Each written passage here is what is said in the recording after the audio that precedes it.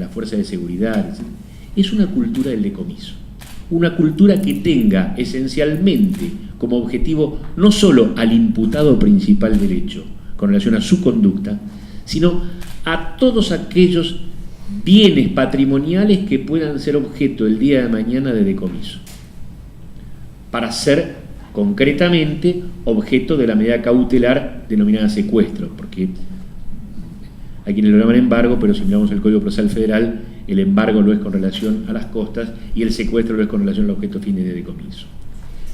Ahora bien, ¿qué es lo que ocurre o cómo podemos llegar a realizar este tipo de investigaciones o cómo podemos llegar nosotros a establecer un seguimiento de la investigación que no solamente tenga por objeto al imputado y su conducta, e ir un poco más allá a la investigación de carácter patrimonial? Vean, esto no es nuevo, no es ningún invento. La Unión Europea en el año 2000 ya emitió una directiva para los países miembros en los cuales recomienda que en los casos de investigación de narcotráfico se realice de modo paralelo y juntamente con la investigación de carácter procesal, una investigación de carácter patrimonial paralela con relación a todos los protagonistas de la investigación de que se trata.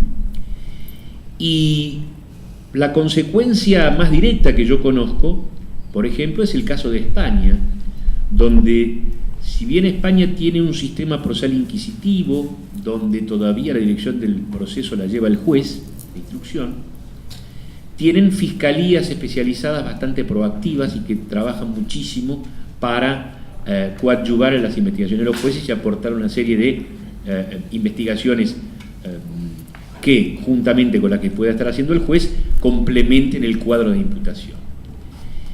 Y en el año 2002, la Fiscalía Antidrogas de España estableció la siguiente regla general, que es: la Fiscalía Antidrogas de España no va a actuar para coadyuvar en ninguna causa por narcotráfico en la que, juntamente con la investigación penal de narcotráfico, no se realice una investigación patrimonial vinculada a los imputados de la causa por narcotráfico. Y esto es lo que le dio muchísimo éxito en las investigaciones por lavado de activos. ¿Y por qué? ¿Qué es una investigación patrimonial? Tampoco es una investigación en la cual se requiera que tengamos una enorme cantidad de contadores, aunque es necesario que tengamos auxiliares en la investigación que sean conocedores de las ciencias económicas y de la economía. Porque estamos en una investigación referida a una organización que es una empresa criminal. No son 5 tipos que se dedican a comercializar droga o vender droga o traerla, pasarla por las fronteras, fraccionarla, distribuirla y que ellos a su vez tengan otros distribuidores. Es una empresa en la cual hay determinado tipo de liquidación de ganancias y hay determinado tipo de flujo dinerario y hay flujos de dinero que tienen que ver con los dividendos o las ganancias de lo invertido. Entonces, ¿cómo llegar a esta investigación? La investigación patrimonial es de alguna manera una investigación medianamente sencilla, en la cual puede empezarse a través de la investigación de datos patrimoniales de fuentes de información públicas, es decir, que en algunos casos no se resulta necesario siquiera que el propio juez pida el levantamiento del secreto fiscal, sino que con la investigación a través de fuentes de información pública como Gnosis o como Veraz, uno puede empezar a establecer un nexo entre Juan Pérez, perdón, voy a utilizar el nombre de Juan Pérez, José González, pero como ejemplificativo, a ver si todavía tengo un Juan Pérez acá y tenemos algún problema de injuria o calumnia. Si lo estamos investigando a Juan Pérez, vayamos a ver en el Gnosis de cuántas sociedades es integrante Juan Pérez. Y veamos si Juan Pérez es integrante de 3 sociedades con 5 personas distintas, Roberto Fernández, José Rodríguez. ¿Quiénes son esas personas? ¿Cuáles son las otras sociedades a las que esas personas pertenecen? ¿Quién es el contador que lleva adelante es el certificador de los balances de esas sociedades? Veamos cuáles son sus domicilios fiscales. Veamos cuál es la vinculación que puedan tener entre sí distintas sociedades a través de la vinculación que tengan por parte de sus directivos. ¿Quiénes son sus cuerpos gerenciales? ¿Cuáles son los bienes inmuebles que están a nombre de esas sociedades? ¿Cuáles son los bienes inmuebles o los bienes muebles registrables que están a nombre de esas sociedades o de esas personas? Y efectuar, se puede leer tranquilamente porque ha sido público en todos los diarios. En el caso Joclender se fue a través de esa manera, se fue detectando cuáles eran las sociedades Meldorec y compañía, a la cual formaba parte el imputado principal, y luego los distintos actores de reparto iban apareciendo como actores principales en otras sociedades que también a su vez tenían en su cabeza bienes inmuebles o propiedades que estaban vinculadas con los mismos operadores. Y se trataba de un eventual lavado, de una eventual administración fraudulenta de fondos públicos, no era narcotráfico. En el caso del narcotráfico, realmente son más ordinarios porque compran mucho más aviones, compran mucho más barcos, no se mueven en un Fiat Duna ni en un Gol, sino que generalmente tratan de buscar otras cosas, tratan de invertir en propiedades ubicadas en barrios cerrados, etcétera, etcétera. E ir investigando cuáles son los bienes que están a nombre del cónyuge del imputado principal, o del cuñado, o del yerno, y efectuar este tipo de investigación para ir vinculando bienes de valor económico, vincularlos con esa persona a efectos de establecer luego si la adquisición o la incorporación de esos patrimonios, de esos bienes, tienen o no justificación económica y si tienen o no una causa legal que justifique y no se trata de que vamos a imputarlos antes y que les invertimos la cara en la prueba. No, está en nosotros efectuar toda esa prueba que tenga que ver con la detección de movimientos dinerarios o de adquisición de inmuebles o de adquisición de bienes de valor de aquellas personas que se encuentran vinculadas o de las sociedades o de las personas jurídicas que están vinculadas con nuestro principal imputado. Y esto va a ser un juego en el cual, a través de los datos específicos y concretos de las bases de datos, vamos a verificar para abajo cuáles las posibles conductas lícitas o ilícitas que puedan haber justificado ese ingreso y para arriba cuáles son las determinadas inversiones que puede haber existido de parte del imputado de un delito en una causa determinada vinculada con drogas. Nosotros tenemos un sistema en el cual no es posible todavía llegar a la utilización casi a pie juntilla de una prueba indiciaria demasiado laxa, como se utiliza por ejemplo en España, donde ellos indican que habiendo tres causales que son la inexistencia de causa legal por el monto, la inexistencia de una actividad profesional que justifique esa ganancia y la conexión con alguna actividad ilícita, podría ser determinante del delito de lavado. Nosotros necesitamos no vinculación con alguna actividad, sino con un hecho concreto, con un delito concreto, una acción, o por lo menos un injusto concreto, no hablemos de delito, un injusto concreto.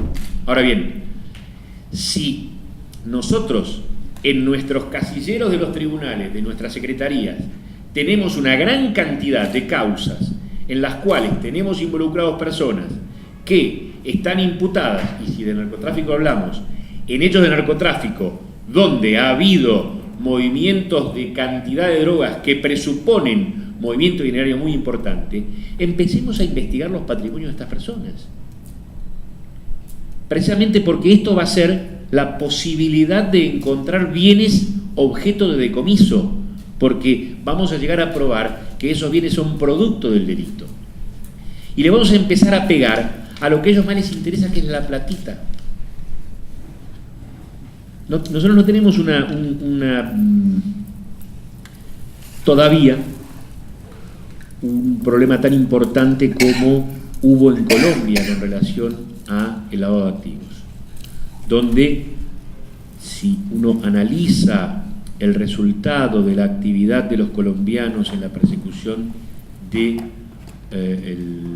el narcotráfico y el lavado, uno podría decir que no han sido lo suficientemente eficaces con relación a la erradicación del narcotráfico, pero sí lo han sido con relación a el lavado de activos, a punto tal que las investigaciones de los últimos tiempos han demostrado que ha habido un corrimiento de las organizaciones de lavado de Colombia hacia México, y no hay tanta, o por lo menos los cárteles colombianos no están manejando tanto dinero como en la época de Escobar Gaviria o los Rodríguez Orejuela. Ahora bien, esto ha sido a consecuencia de una política en la cual, una política institucional, en la cual estuvieron, por supuesto, los tres poderes del Estado, los tres poderes del gobierno del Estado involucrados en ello, y hasta incluso había compromiso de los medios de comunicación. Yo me acuerdo de estar en Colombia escuchando gente que decía: no prestes tu cuentica porque vas a perder tu platica. Claro, porque le pedían a inocentes, las personas del común, cuentas, la utilización de cuentas, o que abrieran cuentas para poder usarlas para no despejar sospechas en investigaciones criminales. Y creo que nosotros tenemos que ser protagonistas de este cambio de paradigma en las investigaciones de los delitos de narcotráfico. Si nosotros empezamos a entender, primero, como dijo Sebastián, que no tenemos que quedar atrapados en el cumplimiento de estadísticas que indiquen que tenemos tantas causas de drogas, cuando en realidad esto es tan solo el avance hacia el consumidor y el avance hacia la última parte de esta enorme cadena de negocio que tiene que ver el narcotráfico. Y digo negocio, no digo delito, digo negocio, porque es más negocio que delito. Y que en la medida que seamos ineficaces en encontrar la forma de quitarles el negocio, van a seguir cometiendo el delito, porque van a seguir siendo intocables los de arriba, porque nos vamos a ir comiendo los de abajo, pero sigo diciendo, son fungibles. Creo que nosotros somos los verdaderos protagonistas, o por lo menos tenemos que tratar de empezar a modificar esta cultura. Y yo le llamo tratar de avanzar en la cultura del decomiso. Empecemos a investigar los bienes de los imputados. Iniciemos de modo paralelo a la investigación penal de una causa de narcotráfico la investigación patrimonial. Preguntemos en el Gnosis, en el Veraz, pidamos la registro de la propiedad inmueble, veamos quiénes son los parientes más cercanos de esta persona, veamos todo aquello que rodea a este individuo, sociedades, personas jurídicas, otros integrantes de la misma persona que de la que ellos forman parte, otros socios de las mismas sociedades, el círculo, qué sociedades tienen domicilio fiscal, que lo dije recién, etcétera, etcétera, para empezar a encontrar bienes, para empezar a tocarles la línea de flotación.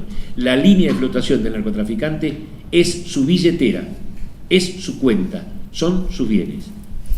Con sacarle el auto último modelo en el secuestro del primer allanamiento para que lo pueda usar la policía y seguir adelante la causa y solamente la imputación penal, a veces cambian 3 años de prisión por una fortuna importante. Cuando llegamos a encontrar a alguien importante. Entonces, empecemos a tratar de que en los procedimientos de allanamiento en este tipo de causas vaya un especialista en análisis de documentación económica, vaya alguien que sepa encontrar papeles que tengan importancia económica, papeles que tengan importancia en el orden patrimonial, que tengan que ver con constitución de sociedades, movimiento de cuenta corriente, movimiento de cuentas, constitución de fideicomisos, movimientos de dinero en el ámbito bursátil, todo lo que tenga que ver con lo económico. En la medida que nosotros seamos también efectivos, además de encontrar al narco, efectivos en encontrar bienes con fines de decomiso y encontrar bienes que son el producto de la ganancia, vamos a empezar mínimamente a plantearle batalla. No digo ganarle la batalla, plantearle batalla. Pero si nosotros no hacemos una investigación patrimonial, vamos a seguir con la misma cultura del expediente judicial en un casillero, ubicado exclusivamente no por la importancia de la red económica delictiva que encontramos, sino por abecedario, por el apellido del imputado. Nada más, muchas gracias.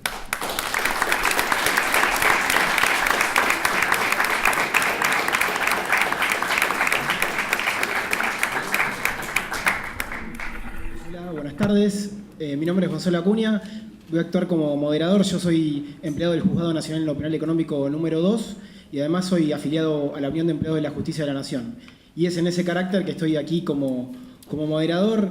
La verdad que es un honor. Yo no tuve la oportunidad de conocerlo en profundidad al compañero Julio Gómez Carrillo, pero fue gracias a una discusión en el medio de un pasillo, que quizá hay algunos magistrados que no les gusta que hablemos en los pasillos a veces, pero a raíz de esa discusión política terminé afiliado a la Unión, y este espacio me parece interesante de revalidarlo, de que quienes llevamos a cabo la práctica judicial diaria tengamos esta posibilidad de este encuentro y poder debatir y discutir sobre diversos temas, en este caso sobre narcotráfico, delitos económicos y corrupción. Son delitos que tienen un gran impacto en ámbitos sensibles de las políticas de Estado. Quizá no en la sociedad, porque en lo general no hay una víctima concreta, visible. Generalmente es una víctima colectiva, pero influye sobre las distintas políticas que tienen que ver con la salud pública, con la educación, con la hacienda pública.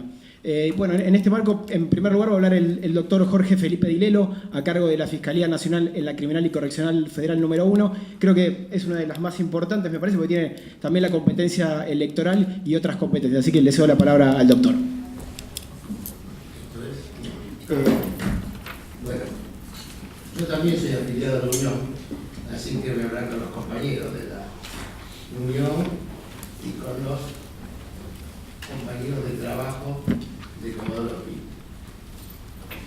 El tema con que me han sorteado acá para este seminario es hablar de justicia y política, pero que es casi un perogrullo. ¿Por qué? Porque en realidad la primera cuestión que hay que tener en claro es que ¿qué es la política? La política, sin hacer definiciones que son aburridas, por aproximación uno se dibuja con todo aquello que tiene que ver con lo público, con la dirección, la administración, la actividad de lo público, ¿no? O sea, del gobierno de un Estado, que puede ser democrático, que puede ser provincial, pero fundamentalmente lo primero que quiero tener claro es que no hay que confundir política con partidos políticos. La política es una actividad, pues todo aquello relacionado, hay mil definiciones, pero para hacer una primera aproximación que no estoy hablando, política es toda aquella conocimiento, trabajo, acción, discusión vinculado a la gestión de una comunidad, y la gestión de una comunidad naturalmente se llama Estado. La historia de la humanidad es la historia de la fuerza. Cuando vemos la creación de Roma, por lo menos la mítica es que los latinos avanzaron y se apropiaron de los antiguos. De manera tal que hay que tener claro que la última razón siempre es la fuerza. ¿Cuándo aparece el derecho? El derecho tiene, en realidad, para desmistificarlo, yo no soy académico, ni tengo vocación de académico, cuando en la convivencia era más práctico resolver por medio los conflictos, por medio de árbitros y pacíficamente, que por medio de soluciones violentas. Aún en la modernidad, cuando los acuerdos no funcionan, finalmente lo que dirime la cuestión es el poder. Los ejemplos vuelven, y el poder fundacional es un poder de fuerza. Por ahí lo que digo suena poco elegante, pero es la verdad. Siempre las situaciones jurídicas que vienen de la capacidad de imponer las decisiones. En ese orden, la división de poderes, como es lo que nosotros vemos, o la división de la actividad del Estado, como nosotros la vemos en la actualidad, tiene fundamentalmente por objetivo poder garantizar la gestión y equilibrar las decisiones de ese Estado para resolverlo. Entonces, ¿qué es la justicia? La justicia, doy por sentado que estamos hablando, cuando decimos la justicia, no estamos hablando del valor justicia, sino de los órganos de Estado que administran las relaciones de derecho. Sería imposible sostener la posibilidad de un poder judicial sin una vocación política o sin una visión política. Lo que me parece a mí que uno debería distinguir para no cometer errores, que me parece que es lo que se ve a nivel periodístico, a nivel masivo, es la confusión entre partido y política. Evidentemente, un juez del Estado o la Administración de Justicia siempre es una administración con visión política. ¿Ustedes se imaginan a la Corte de Estados Unidos declarando la inconstitucionalidad de la invasión a Afganistán? Es imposible, porque un Estado que no armonice sus poderes o sus órganos de gestión no podría funcionar. Si es admisible y si es imaginable una resolución de la Corte de Estados Unidos contra la tortura que se puede haber hecho en Afganistán en un caso concreto. Es decir, siempre la justicia tiene una visión política porque tiene que ver con la conformación del Estado y además la conformación, el que ejerce administración de justicia necesariamente tiene una visión del mundo que no la puede separar. Porque además el derecho es interpretación, el derecho está constituido por el lenguaje que tiene una textura propia y un desarrollo propio, de manera tal que si una persona entiende que es atea su visión de un aborto, filosóficamente va a ser distinta que su visión del aborto si es católico militante. Va a tener una norma jurídica que lo regula, pero una interpretación y una serie de causas de justificación totalmente desde su filosofía. En consecuencia, lo que yo creo que hay que hacer es blanquear la visión política. Si alguien no entiende de política, no podría de ninguna manera resolver los problemas de coyuntura. Camila O'Gorman fue fusilada en la época de Rosas por tener relaciones con un sacerdote. Si hoy a un juez se le ocurría sancionar penalmente de esa manera esto, el reaccionario sería el juez y el juicio político se lo harían al juez. ¿Qué quiero decir con esto? Está vinculado a la axiología en un momento dado y a los valores culturales. De manera tal que hay que introducir el fenómeno político. Lo que me parece que a veces suele confundirse es imparcialidad con apoliticidad o con partidos políticos. Si yo considero, para poner un lugar común, que un piquete responde al derecho constitucional de peticionar, bueno, indudablemente el piquete de Delía tiene el mismo valor que el piquete de la sociedad rural. Eso sí es un acto voluntario, medir siempre con la misma vara lo que uno decide dentro de las propias limitaciones, pero no decir que un juez no tiene ideas políticas, pues si no tuviera ideas políticas no podría resolver el mundo en el que vive. Sería lo mismo cómo resuelve una cuestión de esclavitud o de trata de personas si lo tiene siempre en una parte de la norma que se interpreta con condiciones políticas. Digo, cerrando un poco, porque me parece que tampoco da para más. Hay que tener en claro que la organización de un país es una organización política, con una visión, que el Estado palestino tiene una visión del mundo distinta al Estado de Israel. Esa es la visión política. Lo que tiene que tener en claro la justicia es que lo que debe hacer es administrar su visión política desde la visión del Estado, no desde la visión del partido político, porque los órganos del Estado no pueden administrarse desde la visión partidaria. Es pública y notoria mi filiación ideológica y yo soy nada menos y nada más que fiscal electoral. Digo, el que me googlea conoce mi historia. Ahora que está el Google, uno sale desnudo a trabajar. Pero bueno, sabe cuál es mi historia política. Sin embargo, en 20 años, de fiscal electoral, es el lugar de mayor contienda en cuestiones políticas en este país es muy difícil la tolerancia y el plantear acuerdos nacionales, he tenido una sola recusación, que es del partido de Biondini, que es el partido nazi. Esa me parece que es el eje que hay que tener claro. Hay que reivindicar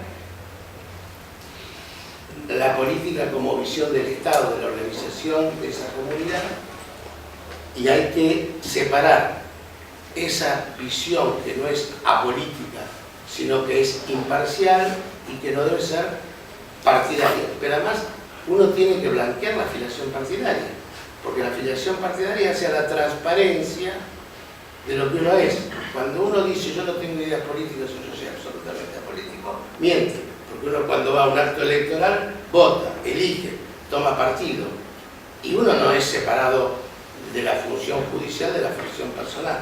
Lo que debe es incorporar con honestidad intelectual y con la misma vara la visión. Por eso además, yo me acuerdo cuando yo me recibí de abogado, la gran discusión en materia penal eran causalistas y finalistas. Esto es arqueológico hoy. Pero bueno, lo que uno tenía que ser congruente, no puede ser causalista con la gente que es amiga de uno y finalista con la gente que es enemiga. Eso me parece que es la premisa desde la cual hay que entender la inmersión del Poder Judicial en la política. Nada más.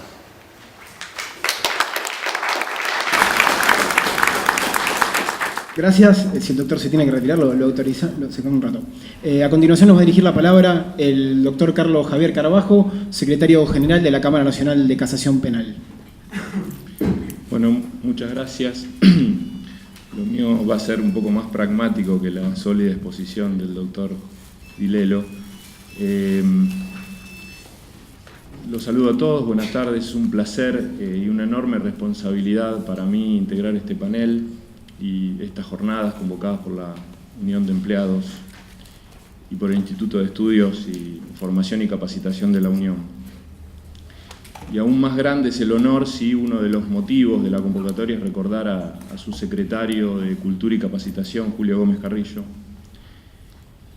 Celebro entonces que el recuerdo sea de este modo, como a Julio le gustaba, con cursos, con procesos formativos, con capacitación y con la presencia de muchos y jóvenes trabajadores judiciales. La exposición que yo quería dar hoy está vinculada con los delitos de corrupción y su juzgamiento por parte de los tribunales orales federales. La segunda parte va a ser bien pragmática, como les dije. La primera es simplemente decirle que participo de la idea de que la corrupción no es un problema exclusivo de un solo partido o de un grupo político, sino que se trata de un problema de comportamiento humano en el que juegan los escrúpulos, la ética individual y la noción de respeto a la ley. También entiendo que ha quedado demostrado a lo largo de nuestra historia que no es cuestión exclusiva de funcionarios públicos, pues para que se den muchas de estas acciones ilícitas que involucran la afectación del erario público, generalmente se requiere la participación de particulares que se benefician indebidamente de estas acciones, como son las empresas constructoras, las entidades financieras y quienes son expertos en orquestar licitaciones y adjudicaciones a modo. En ese sentido, advierto que en los últimos años nuestro país ha hecho numerosos esfuerzos para tratar de controlar la corrupción gubernamental, pero poco se ha hecho por atacar la de los particulares, salvo por la vía de la recaudación fiscal.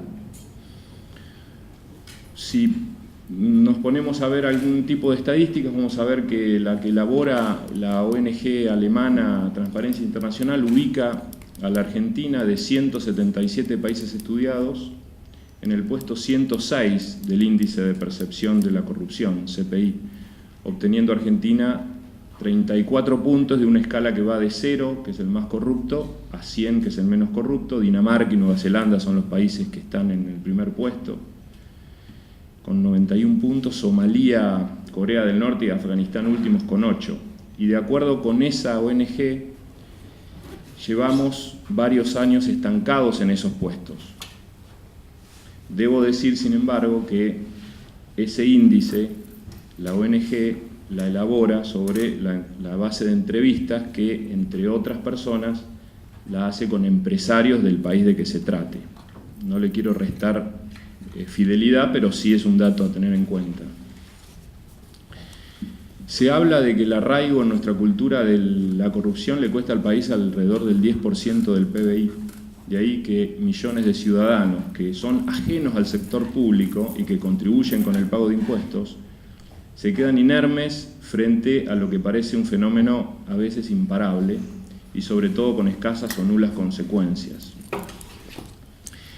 A no extrañar que pronto aparezcan algunos comentaristas, incluso especializados en la materia, sosteniendo que los delitos vinculados con la corrupción podrían ser tipificados como delitos de lesa humanidad. Así lo ha expresado recientemente, por ejemplo, el ex titular de la Fiscalía Especializada para la Atención de los Delitos Electorales, FEPADE, de México, José Luis Vargas Valdés.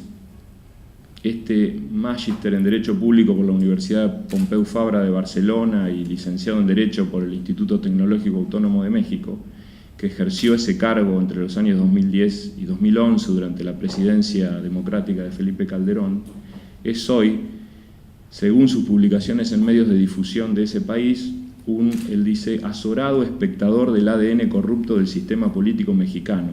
Y esa, la de considerar a los delitos de corrupción de lesa humanidad, ha sido una de sus propuestas en ese país. Se podrá decir que se trata de delitos que perviven en la conciencia colectiva de los pueblos y a su vez que hay una obligación que genera responsabilidad internacional de investigar y sancionarlos cuando esos delitos hayan sido cometidos por funcionarios públicos. Son frases utilizadas en fallos de la Corte para considerar que hay delitos de lesa humanidad. René Derecho, Simón. Utilizadas en cierta manera por José Luis Vargas Valdés. Máxime aún si se repara que algunos países, como el nuestro, como México, han ratificado la Convención Interamericana contra la Corrupción, asumiendo el compromiso ante la comunidad internacional de prevenir, detectar, sancionar y erradicar los actos de corrupción en el ejercicio de las funciones públicas y los actos de corrupción específicamente vinculados con tal ejercicio. A ver, yo mencioné esto no porque participe de esa idea, sino para remarcar que hay voces que ya se están levantando en ese sentido. Mi sensación es que cuando los actos de corrupción,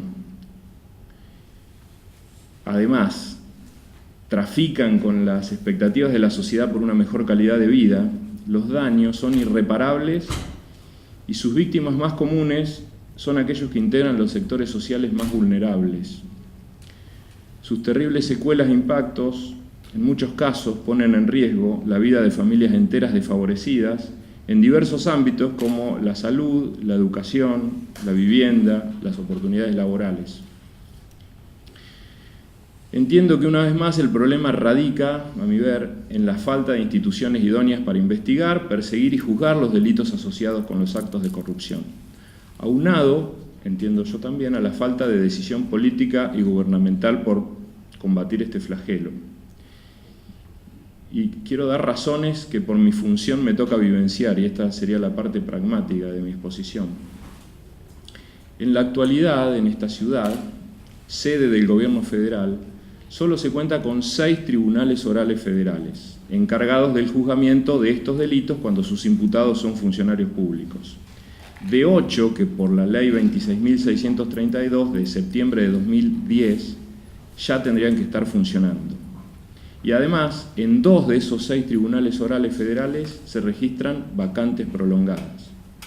Es decir, que de 24 jueces titulares que debería haber para juzgar, entre otros, a este tipo de delitos, hoy día solo hay 16 magistrados nombrados, o sea, un 33% de vacantes. Estas estadísticas nos demuestran que algo no funciona, sobre todo si advertimos que son pocos los tribunales orales federales en comparación con otros fueros. Son ingentes y denodados los esfuerzos que viene realizando la Cámara Federal de Casación Penal como órgano que ejerce la superintendencia de los tribunales orales federales en pos de la urgente puesta en funcionamiento de los tribunales 7 y 8, que como dije antes, fueron creados por ley de septiembre del 2010. La Casación ha advertido que con la actual composición del fuero y la magnitud de sus tareas, no resulta posible que todos los procesos complejos que allí tramitan puedan ser atendidos con eficiencia y eficacia. Para paliar de algún modo esa situación, a partir del año 2008, desde las distintas presidencias de la Cámara de Casación Penal y a través de la Secretaría General del Cuerpo, se resuelven diariamente un sinnúmero de integraciones en causas y en vacantes de los tribunales orales federales.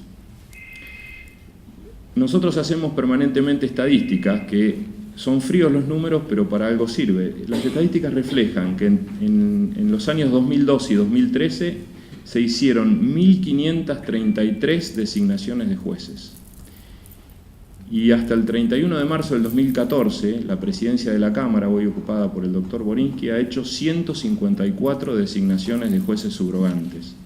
Es decir, durante febrero y marzo, 154 jueces fueron designados. En la mayoría de los casos, y por esa falencia que marqué en el fuero, se recurre por sorteo a la designación de jueces nacionales de los tribunales orales en lo penal económico y de los tribunales orales en lo criminal. En la ciudad de Buenos Aires, sede del gobierno federal, son 30 los tribunales orales criminales, a diferencia de 6 de los federales.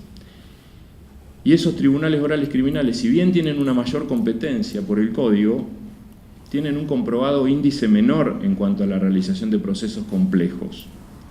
Y por tanto, otra es su carga laboral.